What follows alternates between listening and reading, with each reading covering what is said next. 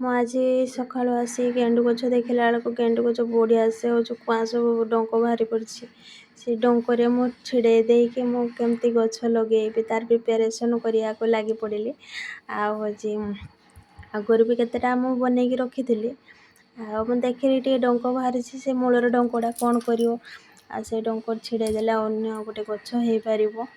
ଆଉ କେମିତି ମାନେ ପତ୍ର ଗୁଡ଼ାକ ସବୁ ଟୁଙ୍କି ଦେଇ ପୁରା ଅଗ ପତ୍ରକୁ ରଖିଲି, ଆଉ ସବୁଆଡ଼େ ପତ୍ରକୁ ଛିଡ଼େଇ ଦେଲେ ଏମିତି ତା ସାଇଡ଼୍ରେ ଟିକେ ଟିକେ କୁଆଁ ବାହାରିବ। ସେ କୁଆଁ ବାହାରିଲେ ବଢ଼ିଆ ସେ ମାନେ ବହୁତ ଝାଙ୍କାଳିଆ ରଙ୍ଗ ହେବ। ଆଉ ଝାଙ୍କାଳିଆ ରଙ୍ଗ ହେଲେ କେତେ ସୁନ୍ଦର ଯେ ଦେଖାଯିବ ଫୁଲ ଫୁଟିଲେ, ତାକୁ ଅନେଇକି ରହିଗଲା ଭଳିଆ ଇଚ୍ଛା ହେବ। ଏମିତିରେ ମୁଁ ସବୁ ଗଛ ଗୁଡ଼ା ଛୋଟରୁ ବଡ଼ କରିଛି। ଏତେ ସୁନ୍ଦର ତାର ଡାଳ ସବୁ ବାହାରି ପଡ଼ିଛି ଦେଖନ୍ତୁ।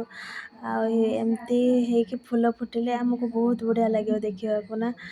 ଆଉ ମୁଁ ଆଶା କରୁଛି ଆପଣମାନେ ବି ଏଇ ପ୍ରୋସେସ୍ରେ ଲଗେଇବେ। ରହିଲି, ଜୟ ଜଗନ୍ନାଥ।